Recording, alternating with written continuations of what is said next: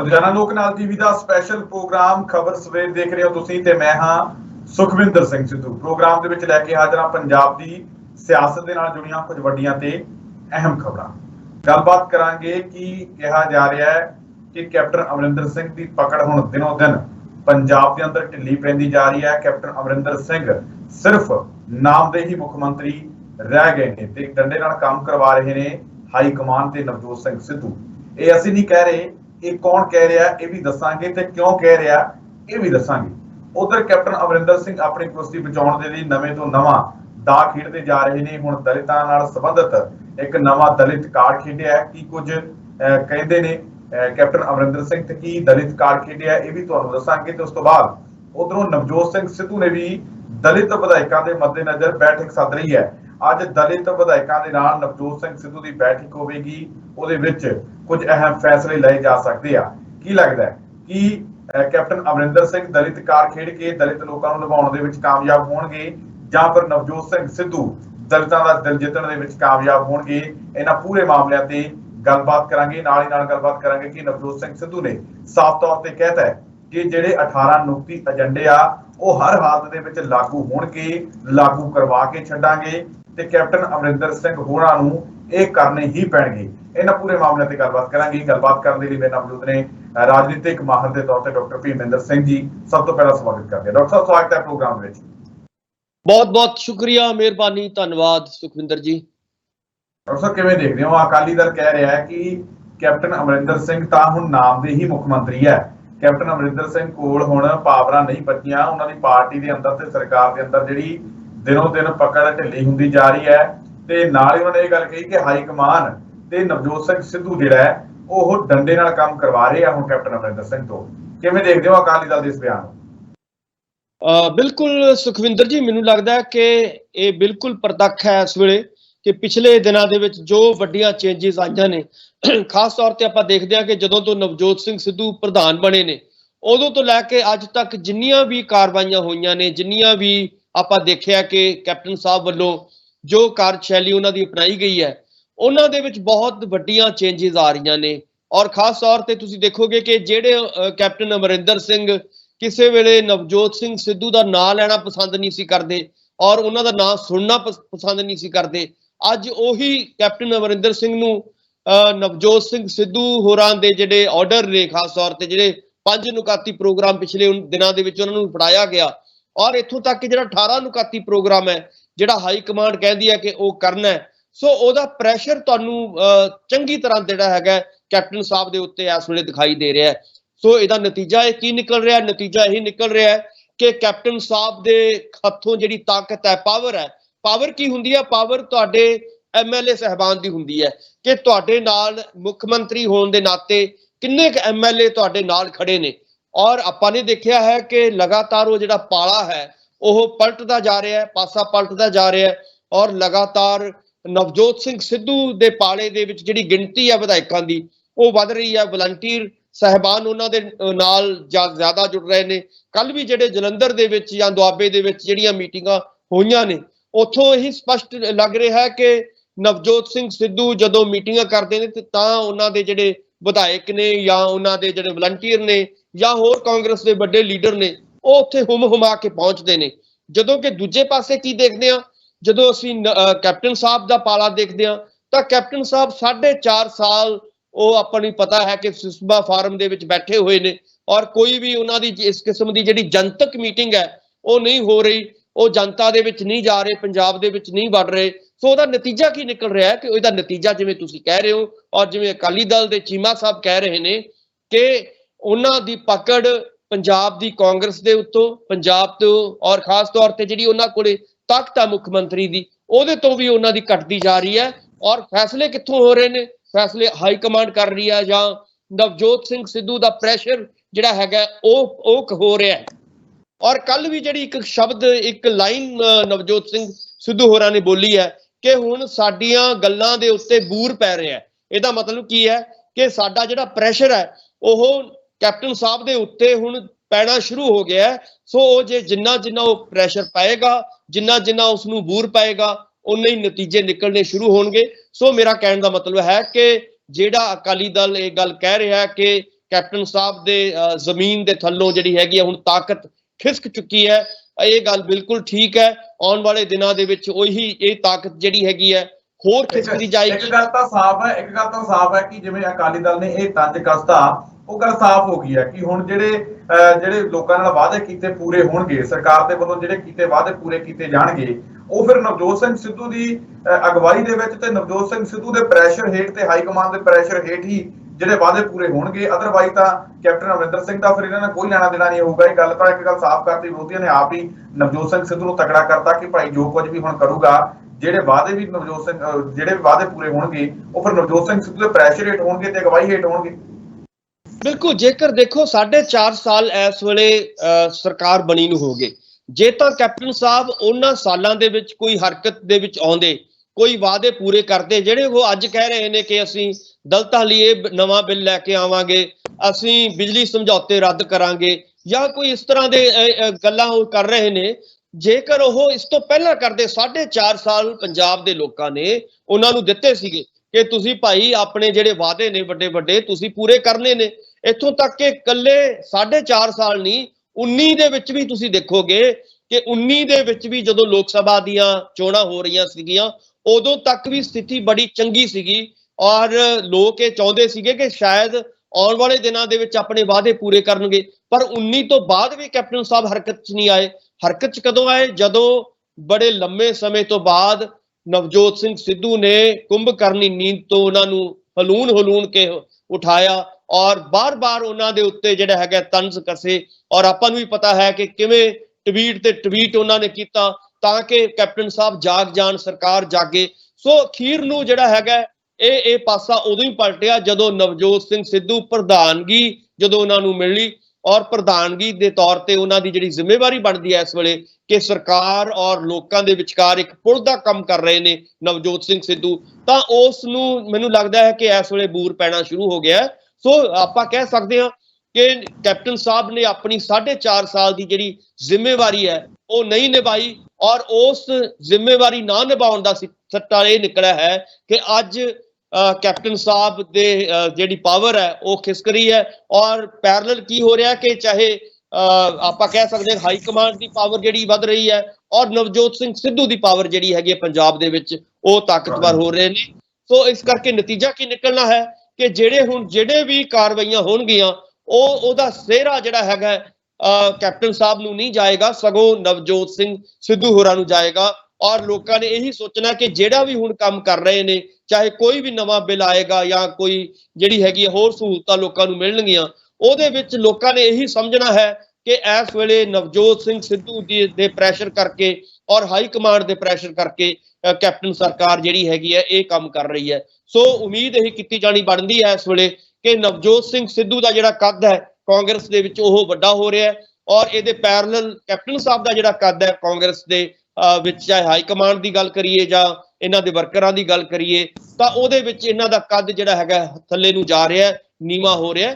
ਸੋ ਇਸ ਕਰਕੇ ਮੈਨੂੰ ਲੱਗਦਾ ਹੈ ਕਿ ਬਹੁਤ ਵੱਡੀ ਇੱਕ ਗਲਤੀ ਜਿਹੜੀ ਕੈਪਟਨ ਸਾਹਿਬ ਨੇ ਇਹੀ ਕੀਤੀ ਹੈ ਕਿ 4.5 ਸਾਲ ਜਿਹੜੀ ਆਪਣੀ ਕਾਰਜਸ਼ੈਲੀ ਉਹਨਾਂ ਦੀ ਰਹੀ ਹੈ, ਜਿਹਦੇ ਆਪਾਂ ਲਗਾਤਾਰ ਸਵਾਲ ਉਠਾਉਂਦੇ ਰਹੇ ਹਾਂ, ਚਾਹੇ ਉਹ ਪੰਜਾਬ ਦੇ ਲੋਕਾਂ ਦੇ ਵਿੱਚ ਜਾਣਾ ਸੀਗਾ, ਚਾਹੇ ਉਹ ਉਸ ਕਰੋਨਾ ਦੌਰਾਨ ਪੰਜਾਬ ਦੇ ਲੋਕਾਂ ਦੀ ਸਾਂਭ ਸੰਭਾਲ ਦਾ ਜਿਹੜਾ ਚਾਹੇ ਮਸਲਾ ਸੀਗਾ, ਚਾਹੇ ਖੇਤੀ ਕਾਨੂੰਨਾਂ ਨੂੰ ਲੈ ਕੇ ਜਾਂ ਹੋਰ ਵੱਡੇ ਵੱਡੇ ਸੰਕਟ 4.5 ਸਾਲ ਦੇ ਵਿੱਚ ਪੰਜਾਬ ਨੂੰ ਜਿਹੜੇ ਦਰਪੇਸ਼ ਹੋਏ ਨੇ, ਉਹਨਾਂ ਨੂੰ ਸਮਝਣ ਦੇ ਲਈ, ਉਹਨਾਂ ਨੂੰ ਸੁਲਝਾਉਣ ਦੇ ਲਈ ਕੈਪਟਨ ਸਾਹਿਬ ਦੀ ਜੋ ਜ਼ਿੰਮੇਵਾਰੀ ਬਣਦੀ ਸੀਗੀ ਉਹ ਜਦੋਂ ਜ਼ਿੰਮੇਵਾਰੀ ਉਹਨਾਂ ਨੇ ਨਹੀਂ ਨਿਭਾਈ, ਸਾਰੀ ਗੱਲਬਾਤ ਸਾਰੀ ਜ਼ਿੰਮੇਵਾਰੀ ਕਿਹਦੇ ਉੱਤੇ ਸੌਂਪੀ? ਆਪਣੇ ਅਫਸਰਾਂ ਦੇ ਉੱਤੇ। ਸੋ ਇਸ ਕਰਕੇ ਲੋਕਾਂ ਦੇ ਵਿੱਚ ਉਹਦੇ ਨਾਲ ਨਿਰਾਸ਼ਾ ਪੈਦਾ ਹੋਈ ਪੰਜਾਬ ਦੇ ਲੋਕਾਂ ਦੇ ਵਿੱਚ, ਔਰ ਇਕੱਲੇ ਲੋਕਾਂ ਦੇ ਵਿੱਚ ਨਹੀਂ, ਵਿਧਾਇਕਾਂ ਦੇ ਵਿੱਚ ਵੀ, ਕਾਂਗਰਸ ਦੇ ਵਲੰਟੀਅਰ ਦੇ ਵਿੱਚ ਵੀ ਜਿਹੜੀ ਹੈਗੀ ਇੱਕ ਨਿਰਾਸ਼ਾ ਦਾ ਮਾਹੌਲ ਸਿਰਜਿਆ ਗਿਆ। ਸੋ ਉਹਦਾ ਨਤੀਜਾ ਕੀ ਹੋਇਆ ਕਿ ਜਦੋਂ ਖੜਗੇ ਕਮੇਟੀ ਬਣੀ ਉਹਦੇ ਕੋਲੇ ਇੱਕ ਰੋਸ ਜਿਹੜਾ ਸੀਗਾ ਉੱਭਰ ਕੇ ਸਾਹਮਣੇ ਆਇਆ ਔਰ ਉਸ ਰੋਸ ਨੂੰ ਹੱਲ ਕਰਨ ਦੀ ਹਾਈ ਕਮਾਂਡ ਨੇ ਇਦਾਂ ਹੀ ਕੋਸ਼ਿਸ਼ ਕੀਤੀ ਕਿ ਕਿਉਂ ਨਾ ਨਵਾਂ ਚਿਹਰਾ ਜਿਹੜਾ ਹੈਗਾ ਨਵਜੋਤ ਸਿੰਘ ਸਿੱਧੂ ਦਾ ਅੱਗੇ ਲਿਆਂਦਾ ਜਾਏ ਤਾਂ ਕਿ ਉਸ ਪ੍ਰੈਸ਼ਰ ਦੇ ਰਾਹੀਂ ਥੋੜਾ ਬਹੁਤ ਜਿਹੜਾ ਉਹਨਾਂ ਦਾ ਅਕਸ ਬਚਦਾ ਹੈ ਕਾਂਗਰਸ ਦਾ ਉਹਨੂੰ ਬਚਾਇਆ ਜਾ ਸਕੇ। ਸੋ ਇਸ ਵੇਲੇ ਮੈਨੂੰ ਲੱਗਦਾ ਕਿ ਉਸ ਅਕਸ ਨੂੰ ਬਚਾਉਣ ਦੀ ਕੋਸ਼ਿਸ਼ ਕਰ ਰਹੀ ਹੈ ਕਾਂਗਰਸ ਨਵਜੋਤ ਸਿੰਘ ਸਿੱਧੂ ਦੇ ਜ਼ਰੀਏ, ਔਰ ਉਮੀਦ ਇਹੀ ਕੀਤੀ ਜਾਣੀ ਬਣਦੀ ਹੈ ਕਿ ਜਿਹੜਾ ਥੋੜਾ ਬਹੁਤ ਅਕਸ ਬਚੇਗਾ ਪਿੰਡਾਂ ਦੇ ਵਿੱਚ ਜਾਂ ਸ਼ਹਿਰਾਂ ਦੇ ਵਿੱਚ ਜਾਣ ਜੋਗੇ ਬਚਣਗੇ ਕਾਂਗਰਸੀ, ਤਾਂ ਨਵਜੋਤ ਸਿੰਘ ਸਿੱਧੂ ਕਰਕੇ ਹੀ ਬਚਣਗੇ। ਅਦਰਵਾਈਜ਼ ਜੇਕਰ ਕੈਪਟਨ ਸਾਹਿਬ ਤੇ ਸਾਰਾ ਕੁਝ ਛੱਡਿਆ ਹੁੰਦਾ ਤਾਂ ਅੱਜ ਹਾਲਾਤ ਇਹ ਹੋ ਜਾਣੇ ਸੀਗੇ ਕਿ ਮੈਨੂੰ ਲੱਗਦਾ ਹੈ ਕਿ ਪੰਜਾਬ ਦੇ ਲੋਕਾਂ ਨੇ ਨਾ ਤਾਂ ਪਿੰਡਾਂ 'ਚ ਵੜਨ ਦੇਣਾ ਸੀਗਾ ਕਾਂਗਰਸੀਆਂ ਨੂੰ, ਨਾ ਸ਼ਹਿਰਾਂ 'ਚ ਵੜਨ ਦੇਣਾ ਸੀਗਾ।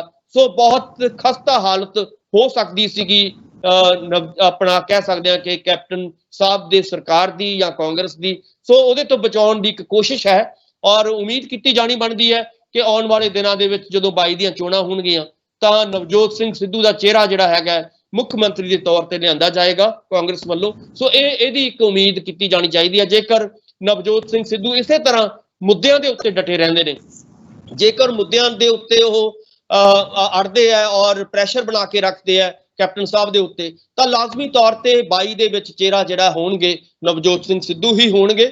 ਔਰ ਸਾਨੂੰ ਇਹ ਅੱਜ ਆਪਾਂ ਦੇਖ ਰਹੇ ਹਾਂ ਕਿ ਲਗਾਤਾਰ ਨਵਜੋਤ ਸਿੰਘ ਸਿੱਧੂ ਕੱਲ ਵੀ ਜਿਹੜਾ ਹੈਗਾ ਪਿਛਲੇ ਦਿਨਾਂ ਦੇ ਵਿੱਚ ਵੀ ਉਹ ਮੀਟਿੰਗਾਂ ਵੀ ਕਰ ਰਹੇ ਨੇ ਔਰ ਹਾਈ ਕਮਾਂਡ ਨੂੰ ਵੀ ਮਿਲ ਰਹੇ ਨੇ ਔਰ ਦੱਸ ਰਹੇ ਨੇ, ਪਲ ਪਲ ਦੀ ਖਬਰ ਦੱਸ ਰਹੇ ਨੇ ਕਿ ਇਸ ਵੇਲੇ ਪੰਜਾਬ ਦੇ ਵਿੱਚ ਕੀ ਹੋ ਰਿਹਾ, ਕੀ ਨਹੀਂ ਹੋ ਰਿਹਾ, ਕੀ ਕਰਨਾ ਚਾਹੀਦਾ ਹੈ। ਸੋ ਇਸ ਕਿਸਮ ਦੀ ਲੋੜ ਕੈਪਟਨ ਅਮਰਿੰਦਰ ਸਿੰਘ ਦੇ ਵੱਲੋਂ ਇੱਕ ਨਵਾਂ ਦਲਿਤ ਕਾਰਡ ਖੇਡਿਆ ਗਿਆ ਜਿਹਦੇ ਵਿੱਚ ਉਹਨਾਂ ਨੇ ਕਿਹਾ ਕਿ ਪੰਜਾਬ ਅਨੁਸੂਚਿਤ ਜਾਤੀ ਕਲਿਆਣ ਬਿੱਲ ਜਿਹੜਾ ਲਿਆਂਦਾ ਜਾਊਗਾ, ਕਹਿੰਦੇ ਵਿਧਾਨ ਸਭਾ ਸੈਸ਼ਨ ਦੇ ਵਿੱਚ। ਇਹ ਬਿੱਲ ਕੀ ਹੈ ਤੇ ਕਿਸ ਤਰੀਕੇ ਦੇ ਨਾਲ ਇਹ ਕੰਮ ਕਰੇਗਾ ਲੋਕਾਂ ਦੇ ਵਾਸਤੇ? ਸੁਖਵਿੰਦਰ ਜੀ ਦੇਖੋ, ਆਪਾਂ ਨੂੰ ਵੀ ਪਤਾ ਹੈ ਕਿ ਪੰਜਾਬ ਦੇ ਵਿੱਚ ਜੇ ਆਪਾਂ ਕਹੀਏ ਕਿ ਐਸਸੀ ਔਰ ਬੀਸੀ ਦੀ ਜਿਹੜੀ ਗਿਣਤੀ ਹੈ ਉਹ ਸਾਰੇ ਪੂਰੇ ਭਾਰਤ ਨਾਲੋਂ ਵੱਧ ਹੈ ਔਰ ਮੈਨੂੰ ਲੱਗਦਾ ਕਿ 35% ਗਿਣਤੀ ਹੈ ਜੇ ਆਪਾਂ ਐਸਸੀ ਬੀਸੀ ਨੂੰ ਮਿਲਾ ਕੇ ਚੱਲੀਏ। ਸੋ ਉਹ ਬਹੁਤ ਵੱਡਾ ਇੱਕ ਵੋਟ ਬੈਂਕ ਹੈ। ਸੋ ਲਗਾਤਾਰ ਤੁਸੀਂ ਦੇਖੋਗੇ ਕਿ ਵੱਖ-ਵੱਖ ਪਾਰਟੀਆਂ, ਚਾਹੇ ਬੀਜੇਪੀ ਹੋਵੇ, ਬੀਜੇਪੀ ਕਹਿੰਦੀ ਹੈ ਅਸੀਂ ਮੁੱਖ ਮੰਤਰੀ ਦਲਿਤਾਂ ਦਾ ਦੇਵਾਂਗੇ ਔਰ ਅਕਾਲੀ ਦਲ ਨੇ ਬਸਪਾ ਦੇ ਨਾਲ ਸਾਂਝ ਪਿਆਲੀ ਕੀਤੀ ਔਰ ਇਹ ਵੀ ਕਿਹਾ ਕਿ ਉਪ ਮੁੱਖ ਮੰਤਰੀ ਜਿਹੜਾ ਹੋਏਗਾ ਉਹ ਦਲਿਤਾਂ ਦੇ ਵਿੱਚੋਂ ਹੋਏਗਾ। ਮੇਰਾ ਕਹਿਣ ਦਾ ਮਤਲਬ ਹੈ ਕਿ ਵੱਖ-ਵੱਖ ਪਾਰਟੀਆਂ ਜਿਹੜੀਆਂ ਨੇ ਦਲਿਤ ਪੱਤਾ ਖੇਡਣ ਦੀ ਕੋਸ਼ਿਸ਼ ਕਰ ਰਹੀਆਂ ਨੇ ਔਰ ਇਸੇ ਤਰ੍ਹਾਂ ਤੁਸੀਂ ਦੇਖਿਆ ਹੋਵੇਗਾ ਕਿ ਅਕਾਲੀ ਦਲ, ਬੀਜੇਪੀ ਨੇ ਜਦੋਂ ਇਹਨਾਂ ਦੀ ਸੱਤਾ ਸੀਗੀ ਤਾਂ ਇਹਨਾਂ ਨੇ ਨਵੇਂ ਕਾਨੂੰਨ ਲਿਆਂਦੇ ਸੀਗੇ ਉਸ ਵੇਲੇ ਔਰ ਖਾਸ ਤੌਰ ਤੇ ਨਵੀਆਂ ਸਕੀਮਾਂ ਲਿਆਂਦੀਆਂ ਸੀਗੀਆਂ ਜਿਹਦੇ ਵਿੱਚੋਂ ਤੁਹਾਨੂੰ ਵੀ ਯਾਦ ਹੋਏਗਾ ਕਿ ਆਟਾ ਦਾਲ ਸਕੀਮ ਅਕਾਲੀ ਦਲ ਬਾਦਲ ਨੇ ਚਲਾਈ ਸੀਗੀ ਔਰ ਆਟਾ ਦਾਲ ਸਕੀਮ ਨੇ ਬਹੁਤ ਵੱਡਾ ਪ੍ਰਭਾਵ ਵੀ ਪਾਇਆ ਸੀਗਾ ਔਰ ਵੋਟਾਂ ਲੈਣ ਦੇ ਵਿੱਚ 2 ਵਾਰ ਉਹ ਸੱਤਾ ਦੇ ਵਿੱਚ ਆਏ ਸੀਗੇ। ਇਸੇ ਸਕੀਮ ਦਾ ਨਤੀਜਾ ਸੀਗਾ ਕਿ ਅਕਾਲੀ ਦਲ ਨੂੰ ਬਹੁਤ ਵੱਡੀ ਗਿਣਤੀ ਦੇ ਵਿੱਚ ਦਲਿਤਾਂ ਦੀਆਂ ਵੋਟਾਂ ਜਿਹੜੀਆਂ ਸੀਗੀਆਂ ਮਿਲੀਆਂ ਸੀਗੀਆਂ। ਸੋ ਉਸ ਤੋਂ ਬਾਅਦ ਕੀ ਹੋ ਗਿਆ ਕਿ ਕਾਂਗਰਸ ਦੇ ਆਉਣ ਤੋਂ ਬਾਅਦ ਇਹ ਜਿਹੜੀਆਂ ਸਕੀਮਾਂ ਸੀਗੀਆਂ ਇਹਨਾਂ ਨੂੰ ਠੰਡੇ ਬਸਤੇ ਵਿੱਚ ਪਾਇਆ ਗਿਆ ਔਰ ਨਵੀਆਂ ਸਕੀਮਾਂ ਲਿਆਂਦੀਆਂ ਨਹੀਂ ਗਈਆਂ, ਜਿਹਦੇ ਨਾਲ ਕੀ ਹੋ ਗਿਆ ਕਿ ਦਲਿਤਾਂ ਦੇ ਵਿੱਚ ਇੱਕ ਨਿਰਾਸ਼ਾ ਪੈਦਾ ਹੋ ਗਈ। ਕੱਲੀ ਨਿਰਾਸ਼ਾ ਪੈਦਾ ਨਹੀਂ ਹੋਈ, ਸਗੋਂ ਤੁਸੀਂ ਦੇਖਿਆ ਹੋਵੇਗਾ ਕਿ ਦਲਿਤ ਵਿਦਿਆਰਥੀਆਂ ਦਾ ਜਿਹੜਾ ਵਜ਼ੀਫਾ ਸੀਗਾ ਉਹਨੂੰ ਖਾਣ ਦਾ, ਉਹਦੇ ਵਿੱਚ ਘਪਲੇਬਾਜ਼ੀ ਦਾ ਦੋਸ਼ ਵੀ ਕਾਂਗਰਸ ਦੇ ਉੱਤੇ ਲੱਗਦਾ ਰਿਹਾ। ਖਾਸ ਤੌਰ ਤੇ ਧਰਮਸੋਤ ਜਿਹੜੇ ਇਹਨਾਂ ਦੇ ਮੰਤਰੀ ਨੇ ਇਸ ਵੇਲੇ, ਉਹਨਾਂ ਦੇ ਉੱਤੇ ਇੱਕ ਵੱਡੇ ਦੋਸ਼ ਲੱਗਦੇ ਰਹੇ ਕਿ ਇਹਨਾਂ ਨੇ ਦਲਿਤ ਵਿਦਿਆਰਥੀਆਂ ਦਾ ਵਜ਼ੀਫਾ ਜਿਹੜਾ ਹੈਗਾ ਉਹਦੇ ਵਿੱਚ ਘਪਲੇਬਾਜ਼ੀ ਕੀਤੀ ਹੈ। ਸੋ ਇਸ ਕਿਸਮ ਦੇ ਦੋਸ਼ਾਂ ਤੋਂ ਬਚਾਉਣ ਦੇ ਲਈ ਜਾਂ ਦਲਿਤ ਪੱਤਾ ਖੇਡਣ ਦੇ ਲਈ ਇਹ ਨਵਾਂ ਕਾਨੂੰਨ ਲਿਆਂਦਾ ਜਾ ਰਿਹਾ ਹੈ। ਇਸ ਕਾਨੂੰਨ ਦੇ ਮੁਤਾਬਕ ਜਿਹੜਾ ਹੈ ਇਹ ਹੋ ਸਕਦਾ ਹੈ ਕਿ ਆਉਣ ਵਾਲੇ ਦਿਨਾਂ ਦੇ ਵਿੱਚ ਜਿਹੜੀਆਂ ਦਲਿਤਾਂ ਦੇ ਪੱਖ ਦੇ ਵਿੱਚ ਸਕੀਮਾਂ ਬਣਨਗੀਆਂ ਉਹਦੇ ਲਈ ਰਾਖਵਾਂ ਕੋਟਾ ਵੀ ਰੱਖਿਆ ਜਾਏਗਾ। ਰਾਖਵੇਂ ਪੈਸੇ ਜਿਹੜੇ ਨੇ ਬਜਟ ਦੇ ਵਿੱਚ ਉਹ ਰੱਖੇ ਜਾਣਗੇ ਤਾਂ ਕਿ ਉਸ ਬਜਟ ਦੇ ਵਿੱਚੋਂ ਵੱਖ-ਵੱਖ ਸਕੀਮਾਂ ਜਿਵੇਂ ਆਟਾ ਦਾਲ ਸਕੀਮ ਹੈ ਜਾਂ ਹੋਰ ਕੋਈ ਨਵੀਆਂ ਸਕੀਮਾਂ ਨੇ ਉਹਨਾਂ ਨੂੰ ਘੜਿਆ ਜਾ ਸਕੇ, ਉਹਨਾਂ ਨੂੰ ਬਣਾਇਆ ਜਾ ਸਕੇ ਔਰ ਦਲਿਤਾਂ ਦਾ ਫਾਇਦਾ ਕੀਤਾ ਜਾ ਸਕੇ। ਇਸ ਕਿਸਮ ਦਾ ਇਹ ਨਵਾਂ ਕਾਨੂੰਨ ਜਿਹੜਾ ਹੈਗਾ ਆਉਣ ਵਾਲੇ ਜਿਹੜੇ ਬਜਟ ਦੇ ਵਿੱਚ ਆਪਾਂ ਦੇਖਾਂਗੇ ਕਿ ਉਹਦੇ ਵਿੱਚ ਰਾਖਵੀਂ ਰਕਮ ਜਿਹੜੀ ਹੋਏਗੀ। ਸਰਕਾਰ ਦੇ ਆਖਰੀ ਸਮੇਂ ਤੇ ਆਖਰੀ ਬਜਟ ਦੇ ਮੌਕੇ ਹੀ ਕੈਪਟਨ ਅਮਰਿੰਦਰ ਸਿੰਘ ਨੂੰ ਕਿਉਂ ਚੇਤਾ ਆਇਆ? ਇਹ ਚੇਤਾ ਇਸ ਲਈ ਆਇਆ ਕਿਉਂਕਿ ਹੁਣ 22 ਦੇ ਵਿੱਚ ਇਲੈਕਸ਼ਨਸ ਨੇ, ਚੋਣਾਂ ਹੋਣੀਆਂ ਨੇ ਔਰ ਕੈਪਟਨ ਸਾਹਿਬ ਨੂੰ ਇਹ ਲੱਗਦਾ ਹੈ ਕਿ ਮੈਂ ਜਿਹੜਾ ਹੈਗਾ ਦਲਿਤ ਪੱਤਾ ਖੇਡ ਕੇ ਦਲਿਤਾਂ ਦੀ ਵੋਟ ਬੈਂਕ ਨੂੰ ਭਰਮਾ ਲਾਂਗਾ। ਪਰ ਮੈਨੂੰ ਲੱਗਦਾ ਹੈ ਕਿ ਬਹੁਤ ਦੇਰ ਹੋ ਚੁੱਕੀ ਹੈ ਇਸ ਵੇਲੇ। ਜੇ ਆਪਾਂ ਅੱਜ ਇਹਦਾ ਐਨਾਲਿਸਿਸ ਕਰੀਏ ਕਿ ਇਹਦਾ ਅਸਰ ਕੀ ਹੋਏਗਾ ਦਲਿਤਾਂ ਦੇ ਉੱਤੇ, ਪੰਜਾਬ ਦੇ ਉੱਤੇ, ਤਾਂ ਤੁਸੀਂ ਦੇਖੋਗੇ ਕਿ ਇਹ ਬਹੁਤ ਦੇਰ ਹੋ ਚੁੱਕੀ ਹੈ ਔਰ ਕਦੋਂ ਇਹ ਬਜਟ ਆਏਗਾ, ਕਦੋਂ ਉਹ ਪਾਸ ਹੋਏਗਾ, ਕਦੋਂ ਇਹ ਸਕੀਮਾਂ ਲਾਗੂ ਹੋਣਗੀਆਂ, ਇਹਦੇ ਵਿੱਚ ਕੋਈ ਬਹੁਤਾ ਮੈਨੂੰ ਇਹ ਨਹੀਂ ਲੱਗਦਾ ਕਿ ਇਹਦਾ ਦਲਿਤਾਂ ਦੇ ਉੱਤੇ ਕੋਈ ਜ਼ਿਆਦਾ ਪ੍ਰਭਾਵ ਪਏਗਾ ਔਰ ਇਸ ਨੂੰ ਤੁਸੀਂ ਵੋਟ ਬੈਂਕ ਦੇ ਵਿੱਚ ਤਬਦੀਲ ਕਰ ਦੋਗੇ। ਇਹ ਕੋਈ ਸੰਭਾਵਨਾਵਾਂ ਮੈਨੂੰ ਇਹਦੇ ਵਿੱਚ ਘੱਟ ਨਜ਼ਰ ਆਉਂਦੀਆਂ ਨੇ। ਹਾਂ, ਜਿਵੇਂ ਤੁਸੀਂ ਕਹਿ ਰਹੇ ਹੋ, ਜੇਕਰ ਇਹ ਅੱਜ ਤੋਂ 2 ਸਾਲ ਪਹਿਲਾਂ, 3 ਸਾਲ ਪਹਿਲਾਂ ਜਾਂ 4 ਸਾਲ ਪਹਿਲਾਂ ਇਹ ਸਕੀਮ ਲਿਆਂਦੀ ਹੁੰਦੀ ਤਾਂ ਲਾਜ਼ਮੀ ਤੌਰ ਤੇ ਲੋਕਾਂ ਨੂੰ ਇਹ ਲੱਗਣਾ ਸੀਗਾ ਕਿ ਸੱਚੀ ਮੁੱਚੀ ਜਿਹੜਾ ਹੈਗਾ ਉਹਨਾਂ ਦੀ ਹਮਦਰਦੀ, ਕੈਪਟਨ ਸਾਹਿਬ ਦੀ ਹਮਦਰਦੀ ਜਿਹੜੀ ਹੈਗੀ ਹੈ ਦਲਿਤਾਂ ਦੇ ਨਾਲ ਹੈ, ਪਛੜੇ ਲੋਕਾਂ ਦੇ ਨਾਲ ਹੈ, ਗਰੀਬਾਂ ਦੇ ਨਾਲ ਹੈ, ਤਾਂ ਇਹਦਾ ਫਾਇਦਾ ਹੋ ਸਕਦਾ ਸੀਗਾ।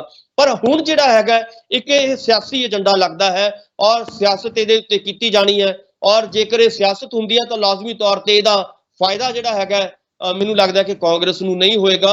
ਔਰ ਕਾਂਗਰਸ ਨੂੰ ਇਦਾਂ ਹੀ ਲੱਗ ਰਿਹਾ ਕਿ ਇਸ ਵੇਲੇ ਕਿ ਅਸੀਂ ਸ਼ਾਇਦ ਇਦਾਂ ਦੇ ਬਿੱਲ ਲਿਆ ਕੇ ਦਲਿਤਾਂ ਦੀ ਵੋਟਾਂ ਜਿਹੜੀਆਂ ਨੇ ਉਹ ਅਸੀਂ ਲੈ ਲਾਂਗੇ ਔਰ ਅਸੀਂ ਅਗਲੀ ਪਾਰੀ ਜਿਹੜੀ ਹੈਗੀ ਹੈ 22 ਦੀ ਉਹ ਦੁਬਾਰਾ ਉਹਦੇ ਵਿੱਚ ਫੇਰ ਅਸੀਂ ਜਿੱਤ ਕੇ ਸਾਹਮਣੇ ਆਵਾਂਗੇ। ਸੋ ਇਸ ਕਿਸਮ ਦੀਆਂ ਸੰਭਾਵਨਾਵਾਂ ਬਹੁਤ ਘੱਟ ਨੇ। ਇਹਦੇ ਵਿੱਚ ਮੈਨੂੰ ਲੱਗਦਾ ਕਿ ਪੰਜਾਬ ਦਾ ਜਿਹੜਾ ਦਲਿਤ ਹੈ ਉਹ ਕਾਫੀ ਚੇਤੰਨ ਹੈ। ਬਾਕੀ ਸੂਬਿਆਂ ਦੇ ਨਾਲੋਂ ਜੇ ਆਪਾਂ ਦੇਖੀਏ, ਯੂਪੀ ਦੀ ਗੱਲ ਕਰੀਏ ਜਾਂ ਬਿਹਾਰ ਦੀ ਗੱਲ ਕਰੀਏ, ਜਿਹੜਾ ਉੱਥੋਂ ਦਾ ਦਲਿਤ ਹੈ ਤੇ ਪੰਜਾਬ ਦਾ ਦਲਿਤ ਹੈ ਉਹਦੇ ਵਿੱਚ ਜ਼ਮੀਨ ਅਸਮਾਨ ਦਾ ਫਰਕ ਹੈ। ਉਹ ਬਹੁਤ ਚੇਤੰਨ ਵੀ ਹੈ ਔਰ ਉਹ ਖਾਂਦਾ ਪੀਂਦਾ ਵੀ ਹੈ, ਉਹਨਾਂ ਦੇ ਨਾਲੋਂ ਜ਼ਿਆਦਾ ਵੱਧ ਪੜ੍ਹਿਆ ਲਿਖਿਆ ਵੀ ਹੈ। ਔਰ ਜੇ ਆਪਾਂ ਦੁਆਬੇ ਦੇ ਦਲਿਤ ਦੀ ਗੱਲ ਕਰੀਏ ਤਾਂ ਮੈਨੂੰ ਲੱਗਦਾ ਕਿ ਪੂਰੇ ਹਿੰਦੁਸਤਾਨ ਦੇ ਵਿੱਚ ਜੇ ਸਭ ਤੋਂ ਕੋਈ ਦਲਿਤ ਚੇਤੰਨ ਹੈ ਪੂਰੇ ਭਾਰਤ ਦੇ ਵਿੱਚ ਤਾਂ ਉਹ ਦੁਆਬੇ ਦਾ ਜਿਹੜਾ ਦਲਿਤ ਹੈ। ਸੋ ਹਾਲਾਂਕਿ ਉਹ ਉੱਥੇ ਆਪਾਂ ਨੂੰ ਪਤਾ ਹੈ ਕਿ ਕਈ ਵਾਰੀ ਜਿਹੜਾ ਹੈਗਾ ਜਿਹੜੀਆਂ ਸਿਆਸੀ ਧਿਰਾਂ ਨੇ ਉਹ ਆਪਸ ਦੇ ਵਿੱਚ ਲੜਾਉਣ ਦੀ ਕੋਸ਼ਿਸ਼ ਕਰਦੀਆਂ ਨੇ, ਦੰਗੇ ਫੈਲਾਉਣ ਦੀ ਕੋਸ਼ਿਸ਼ ਕਰਦੀਆਂ ਨੇ। ਪਰ ਇਹਦੇ ਬਾਵਜੂਦ ਆਪਾਂ ਕਹਿ ਸਕਦੇ ਹਾਂ ਕਿ ਜਿਹੜਾ ਪੰਜਾਬ ਦਾ ਦਲਿਤ ਹੈ ਉਹ ਬਾਕੀ ਸੂਬਿਆਂ ਦੇ ਦਲਿਤ ਨਾਲੋਂ ਚੇਤੰਨ ਵੀ ਹੈ ਔਰ ਉਹ ਕੋਈ ਕੱਟੜ ਵੀ ਨਹੀਂ ਹੈ। ਇਹ ਵੀ ਇੱਥੇ ਸਮਝਣ ਦੀ ਗੱਲ ਹੈ ਕਿ ਜਿਵੇਂ ਯੂਪੀ ਬਿਹਾਰ ਦਾ ਜਿਹੜਾ ਦਲਿਤ ਹੈ ਉਹ ਬਹੁਤ ਇੱਕ ਕੱਟੜ ਕਿਸਮ ਦਾ ਹੈ, ਆਪਣੀ ਜਾਤ ਦੇ ਨਾਲ ਬਹੁਤ ਗੂੜੀ ਤਰ੍ਹਾਂ ਜੁੜਿਆ ਹੋਇਆ ਹੈ। ਪਰ ਇਹ ਪੰਜਾਬ ਦਾ ਜਿਹੜਾ ਦਲਿਤ ਹੈ ਬਹੁਤ ਲਿਬਰਲ ਦਲਿਤ ਹੈ। ਉਹ ਇਸ ਕਿਸਮ ਦਾ ਇਹਦਾ ਵੱਡਾ ਕਾਰਨ ਇਹ ਵੀ ਹੈ ਕਿ ਇੱਥੇ ਜਿਹੜੀਆਂ ਪ੍ਰੋਗਰੈਸਿਵ ਮੂਵਮੈਂਟਸ ਚੱਲਦੀਆਂ ਰਹੀਆਂ ਨੇ, ਚਾਹੇ ਗਦਰ ਪਾਰਟੀ ਦੀ ਮੂਵਮੈਂਟ ਹੈ, ਚਾਹੇ ਸ਼ਹੀਦ ਆਜ਼ਮ ਭਗਤ ਸਿੰਘ ਦੀ ਮੂਵਮੈਂਟ ਹੈ, ਚਾਹੇ ਇੱਥੋਂ ਤੱਕ ਕਿ ਆਪਾਂ ਕਹਿ ਸਕਦੇ ਹਾਂ ਕਿ ਕਾਂਗਰਸ ਨੇ ਵੀ ਜਿਹੜਾ ਹੈਗਾ ਕਿਤੇ ਨਾ ਕਿਤੇ ਲਿਬਰਲ ਰੋਲ ਨਿਭਾਉਣ ਦੀ ਕੋਸ਼ਿਸ਼ ਕੀਤੀ ਹੈ। ਇਸ ਤੋਂ ਇਲਾਵਾ ਸ੍ਰੀ ਗੁਰੂ ਗ੍ਰੰਥ ਸਾਹਿਬ ਆਪਾਂ ਕਹਿ ਸਕਦੇ ਹਾਂ ਕਿ ਸਿੱਖੀ ਦੀ ਜਿਹੜੀ ਪਰੰਪਰਾ ਹੈ ਉਸ ਨੇ ਵੀ ਜਿਹੜਾ ਹੈਗਾ ਪੰਜਾਬ ਦੇ ਦਲਿਤ ਦੇ ਵਿੱਚ ਇੱਕ ਚੰਗੀ ਭਾਵਨਾ ਜਿਹੜੀ ਹੈਗੀ ਹੈ ਪੈਦਾ ਕਰਨ ਦੀ ਕੋਸ਼ਿਸ਼ ਕੀਤੀ ਹੈ। ਤੁਸੀਂ ਦੇਖੋਗੇ ਕਿ ਭਾਈ ਜੈਤਾ ਜੀ ਵਰਗੇ ਜਿਹੜੇ ਲੋਕ ਨੇ ਉਹਨਾਂ ਨੂੰ ਗੁਰੂ ਗੋਬਿੰਦ ਸਿੰਘ ਜੀ ਨੇ ਰੰਗਰੇਟਾ ਗੁਰੂ ਕਾ ਬੇਟਾ ਕਹਿ ਕੇ ਆਪਣੇ ਗਲ ਨਾਲ ਲਾਇਆ। ਸੋ ਮੇਰਾ ਕਹਿਣ ਦਾ ਮਤਲਬ ਹੈ ਕਿ ਪੰਜਾਬ ਦਾ ਜਿਹੜਾ ਦਲਿਤ ਹੈ ਉਹ ਇਸ ਕਿਸਮ ਦੀਆਂ ਜਿਹੜੀਆਂ ਸਰਕਾਰੀ ਨੀਤੀਆਂ ਨੇ, ਇਸ ਕਿਸਮ ਦੇ ਜਿਹੜੇ ਭਰਮਾਉਣ ਦੀ ਕੋਸ਼ਿਸ਼ ਕਰਦੀਆਂ ਨੇ ਸਰਕਾਰਾਂ, ਉਹਦੇ ਵਿੱਚ ਫਸਣ ਦੀ ਉਹਦੇ ਤੋਂ ਚੇਤਨ ਹੈ। ਦੂਜੇ ਪਾਸੇ ਡਾਕਟਰ ਸਾਹਿਬ ਜਿੱਥੇ ਕੈਪਟਨ ਅਮਰਿੰਦਰ ਸਿੰਘ ਇਹ ਫੈਸਲਾ ਲੈ ਰਹੇ ਨੇ ਤਾਂ ਦੂਜੇ ਪਾਸੇ ਨਵਜੋਤ ਸਿੰਘ ਸਿੱਧੂ ਦੇ ਵੱਲੋਂ ਵੀ ਜਿਹੜਾ ਦਲਿਤ ਵਿਧਾਇਕਾਂ ਦੀ ਅੱਜ ਮੀਟਿੰਗ ਬੁਲਾਈ ਗਈ ਹੈ ਉਹਦੇ ਵਿੱਚ ਕੀ ਏਜੰਡਾ ਇਸ ਮੀਟਿੰਗ ਦਾ? ਦੇਖੋ, ਉਹਦੇ ਵਿੱਚ ਇਹੀ ਹੈ ਕਿ ਪਿਛਲੇ ਦਿਨਾਂ ਦੇ ਵਿੱਚ ਜਿਹੜੇ ਦਲਿਤ ਲੀਡਰ ਸਾਹਿਬਾਨ ਨੇ ਜਾਂ ਵਿਧਾਇਕ ਨੇ ਕਾਂਗਰਸ ਦੇ, ਉਹੀ ਕਹਿ ਰਹੇ ਨੇ ਕਿ ਜਿਹੜੀਆਂ ਵੀ ਦਲਿਤਾਂ ਦੇ ਹੱਕ 'ਚ ਕੋਈ ਸਕੀਮਾਂ ਚੱਲਦੀਆਂ ਸੀਗੀਆਂ ਪਿਛਲੇ ਦਿਨਾਂ ਦੇ ਵਿੱਚ ਉਹਨਾਂ ਨੂੰ ਬੰਦ ਕਿਉਂ ਕੀਤਾ ਗਿਆ ਔਰ ਨਵੀਆਂ ਸਕੀਮਾਂ ਕਿਉਂ ਨਹੀਂ ਲਿਆਂਦੀਆਂ ਗਈਆਂ। ਦਲਿਤਾਂ ਦੇ ਉੱਤੇ ਜਿਹੜਾ ਤਸ਼ੱਦਦ ਹੋਇਆ ਜਾਂ ਦਲਿਤਾਂ ਦੇ ਲਈ ਜਿਹੜੀਆਂ ਹੋਰ ਭਲਾਈ ਦੀਆਂ ਸਕੀਮਾਂ ਨੇ ਉਹ ਕਿਉਂ ਨਹੀਂ ਲਿਆਂਦੀਆਂ ਗਈਆਂ, ਉਹਨੂੰ ਲੇਟ ਕਿਉਂ ਕੀਤਾ ਜਾ ਰਿਹਾ ਬਾਰ-ਬਾਰ, ਚਾਹੇ ਦੁੱਲੋ ਜੀ ਹੋਣ ਚਾਹੇ ਚੰਨੀ ਜੀ ਹੋਣ। ਤੁਸੀਂ ਦੇਖਿਆ ਹੋਵੇਗਾ, ਆਪਾਂ ਸਾਰੇ ਜਾਣਦੇ ਹਾਂ ਕਿ ਲਗਾਤਾਰ ਉਹ ਆਵਾਜ਼ਾਂ ਜਿਹੜੀਆਂ ਨੇ ਦਲਿਤਾਂ ਦੇ ਪੱਖ ਦੇ ਵਿੱਚ ਚੁੱਕਦੇ ਆ ਰਹੇ ਨੇ ਪਰ ਉਹਨਾਂ ਦੀ ਸੁਣੀ ਨਹੀਂ ਗਈ। ਤੁਸੀਂ ਦੁੱਲੋ ਸਾਹਿਬ ਦੇ ਬਿਆਨ ਜਦੋਂ ਤੁਸੀਂ ਸੁਣਦੇ ਹੋ ਲਗਾਤਾਰ ਕਿ ਦਲਿਤਾਂ ਲਈ ਕੀ ਕਰ ਰਹੇ ਨੇ ਤਾਂ ਉਹਦੇ ਵਿੱਚ ਕੈਪਟਨ ਸਾਹਿਬ ਦੀ ਜਿਹੜੀ ਬੇਰੁਖੀ ਹੈ ਦਲਿਤਾਂ ਦੇ ਪ੍ਰਤੀ ਉਹੋ ਹੀ ਸਾਹਮਣੇ ਆਉਂਦੀ ਹੈ। ਇਸੇ ਤਰ੍ਹਾਂ ਚੰਨੀ ਸਾਹਿਬ ਜਿਹੜੇ ਨੇ ਉਹਨਾਂ ਦੇ ਵੀ ਬਿਆਨ ਤੁਸੀਂ ਜਦੋਂ ਗਹਿਰਾਈ ਨਾਲ ਸਮਝਣ ਦੀ ਕੋਸ਼ਿਸ਼ ਕਰੋਗੇ ਤਾਂ ਲਾਜ਼ਮੀ ਤੌਰ ਤੇ ਉਹਦੇ ਵਿੱਚ ਵੀ ਦਲਿਤਾਂ ਦੇ ਪ੍ਰਤੀ ਜਿਹੜੀ ਕਾਂਗਰਸ ਦੀ ਜਿਹੜੀ ਬੇਭਰੋਸਗੀ ਹੈ ਉਹ ਸਾਹਮਣੇ ਆਉਂਦੀ ਹੈ। ਸੋ ਮੇਰਾ ਕਹਿਣ ਦਾ ਮਤਲਬ ਹੈ ਕਿ ਇਹ ਜਿਹੜਾ ਹੈਗਾ ਕੱਲ ਮੀਟਿੰਗ ਜਿਹੜੀ ਹੋਈ ਹੈ ਜਾਂ ਹੋਣੀ ਹੈ ਆਪਣੇ ਦਲਿਤ ਵਿਧਾਇਕਾਂ ਦੇ ਨਾਲ, ਇਹਦੇ ਵਿੱਚ ਜਿਹੜੇ ਨੇ ਦਲਿਤਾਂ ਦੇ ਏਜੰਡੇ ਜਿਹੜੇ ਨੇ ਉਹ ਸਾਹਮਣੇ ਰੱਖੇ ਜਾਣਗੇ ਔਰ ਦਲਿਤਾਂ ਨੂੰ ਖਾਸ ਤੌਰ ਤੇ ਜਿਵੇਂ ਬਾਕੀ ਪਾਰਟੀਆਂ ਕਹਿ ਰਹੀਆਂ ਨੇ ਕਿ ਅਸੀਂ ਉਹਨਾਂ ਨੂੰ ਜਿਹੜਾ ਹੈਗਾ ਦਲਿਤਾਂ ਨੂੰ ਉਪ ਮੁੱਖ ਮੰਤਰੀ ਬਣਾਵਾਂਗੇ, ਮੁੱਖ ਮੰਤਰੀ ਬਣਾਵਾਂਗੇ, ਕੈਬਨਿਟ ਮੰਤਰੀ ਬਣਾਵਾਂਗੇ, ਇਸ ਕਿਸਮ ਦਾ ਪ੍ਰੈਸ਼ਰ ਬਣਾਉਣ ਦੀ ਕੋਸ਼ਿਸ਼ ਜਿਹੜੀ ਹੋਏਗੀ ਨਵਜੋਤ ਸਿੰਘ ਸਿੱਧੂ ਵੱਲੋਂ ਉਹਨਾਂ ਦੀਆਂ ਗੱਲਾਂ ਸੁਣੀਆਂ ਜਾਣਗੀਆਂ, ਉਹਨਾਂ ਦੇ ਦੁੱਖ ਦਰਦ ਸੁਣੇ ਜਾਣਗੇ ਔਰ ਉਸ ਨੂੰ ਸੁਣ ਕੇ ਜਿਹੜੀ ਹੈਗੀ ਅਗਲੀ ਸਟ੍ਰੈਟਜੀ ਜਿਹੜੀ ਹੈਗੀ ਹੈ ਬਣਾਈ ਜਾ ਸਕਦੀ ਹੈ। ਔਰ ਇਹਦੇ ਵਿੱਚ ਕਿਉਂਕਿ ਆਪਾਂ ਜਿਵੇਂ ਪਹਿਲਾਂ ਕਿਹਾ ਕਿ ਦਲਿਤਾਂ ਦਾ ਬਹੁਤ ਵੱਡੀ ਗਿਣਤੀ ਹੈ ਇਸ ਵੇਲੇ ਪੰਜਾਬ ਦੇ ਵਿੱਚ, ਤਾਂ ਉਸ ਨੂੰ ਖੁਸ਼ ਕਰਨ ਦੇ ਲਈ ਨਵੀਂ ਸਟ੍ਰੈਟਜੀ ਜਿਹੜੀ ਬਣਾਈ ਜਾ ਸਕਦੀ ਹੈ ਅੱਜ। ਸੋ ਉਸ ਦੇ ਵਿੱਚੋਂ ਕੀ ਨਿਕਲਦਾ ਹੈ ਇਹ ਤਾਂ ਉਸ ਮੀਟਿੰਗ ਤੋਂ ਬਾਅਦ ਹੀ ਪਤਾ ਲੱਗੇਗਾ। ਪਰ ਜੋ ਮੈਂ ਇਸ ਵੇਲੇ ਆਪਾਂ ਕਹਿ ਸਕਦੇ ਹਾਂ ਕਿ ਪਿਛਲੇ ਦਿਨਾਂ ਦੇ ਵਿੱਚ ਜਿਹੜੀ 4.5 ਸਾਲ ਦੇ ਵਿੱਚ ਕਾਰਗੁਜ਼ਾਰੀ ਜਿਹੜੀ ਹੈਗੀ ਹੈ ਠੰਡੀ ਕਾਰਗੁਜ਼ਾਰੀ ਰਹੀ ਹੈ ਦਲਿਤਾਂ ਦੇ ਪ੍ਰਤੀ ਕਾਂਗਰਸ ਸਰਕਾਰ ਦੀ, ਤਾਂ ਉਸ ਨੂੰ ਥੋੜੀ ਰਫ਼ਤਾਰ ਦੇਣ ਦੀ ਕੋਸ਼ਿਸ਼ ਜ਼ਰੂਰ ਕੀਤੀ ਜਾਏਗੀ, ਥੋੜੀ ਜਿਹੀ ਅੱਗੇ ਵਧਾਉਣ ਦੀ ਕੋਸ਼ਿਸ਼ ਜ਼ਰੂਰ ਕੀਤੀ ਜਾਏਗੀ। ਪਰ ਕਿਉਂਕਿ ਹੁਣ ਫੇਰ ਮੈਂ ਕਹਿ ਰਿਹਾ ਕਿ ਸਮਾਂ ਬਹੁਤ ਥੋੜਾ ਹੈ, 5-6 ਮਹੀਨੇ ਕੋਈ ਬਹੁਤੇ ਜਿਹੜੇ ਨੇ ਉਹ ਬਹੁਤੇ ਸਮਾਂ ਨਹੀਂ ਹੁੰਦਾ। ਕਿਸੇ ਵੀ ਭਾਈਚਾਰੇ ਨੂੰ, ਕਿਸੇ ਵੀ ਕਮਿਊਨਿਟੀ ਨੂੰ ਜਦੋਂ ਤੁਸੀਂ ਡਿਵੈਲਪ ਕਰਨਾ ਹੈ ਤਾਂ ਉਹਦੇ ਲਈ ਖੁੱਲਾ ਸਮਾਂ ਚਾਹੀਦਾ ਹੈ, ਔਰ ਉਹ ਸਮਾਂ ਮੈਨੂੰ ਲੱਗਦਾ ਕਿ ਕਾਂਗਰਸ ਨੇ ਗਵਾ ਦਿੱਤਾ ਹੈ, ਕੈਪਟਨ ਸਾਹਿਬ ਨੇ ਗਵਾ ਦਿੱਤਾ ਹੈ। ਸੋ ਇਸ ਕਰਕੇ ਸੰਭਾਵਨਾਵਾਂ ਬਹੁਤ ਘੱਟ ਨੇ ਕਿ ਦਲਿਤਾਂ ਦਾ ਕੋਈ ਪੱਤਾ ਜਿਹੜਾ ਹੈਗਾ ਇਸ ਵੇਲੇ ਚੱਲ ਜਾਏਗਾ, ਜਾਂ ਦਲਿਤਾਂ ਦੀਆਂ ਜਿਹੜੀਆਂ ਨਵੀਆਂ ਸਕੀਮਾਂ ਜਾਂ ਦਲਿਤਾਂ ਦੇ ਵਿੱਚੋਂ ਕੋਈ ਉਪ ਮੁੱਖ ਮੰਤਰੀ ਬਣਾ ਕੇ ਦਲਿਤਾਂ ਦੇ ਮਸਲੇ ਹੱਲ ਹੋ ਸਕਣਗੇ। ਇਦਾਂ ਦੀਆਂ ਸੰਭਾਵਨਾਵਾਂ ਮੈਨੂੰ ਬਹੁਤ ਘੱਟ ਨਜ਼ਰ ਆਉਂਦੀਆਂ ਨੇ। ਹਾਂ, ਪਰ ਕੋਸ਼ਿਸ਼ ਜ਼ਰੂਰ ਹੈ ਕੈਪਟਨ ਸਾਹਿਬ ਵੱਲੋਂ ਵੀ ਔਰ ਨਵਜੋਤ ਸਿੰਘ ਸਿੱਧੂ ਵੱਲੋਂ ਵੀ ਕਿ ਇਸ ਵੇਲੇ ਜਿੰਨਾ ਸਮਾਂ ਬਚਦਾ ਹੈ ਉਹਦੇ ਵਿੱਚ ਦਲਿਤਾਂ ਨੂੰ ਖੁਸ਼ ਕਰਨ ਦੀ ਕੋਸ਼ਿਸ਼ ਕੀਤੀ ਜਾਏ।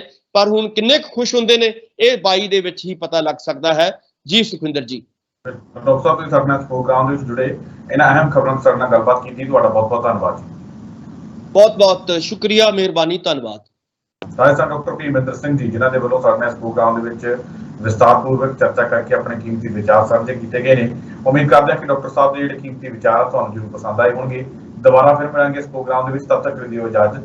ਧੰਨਵਾਦ।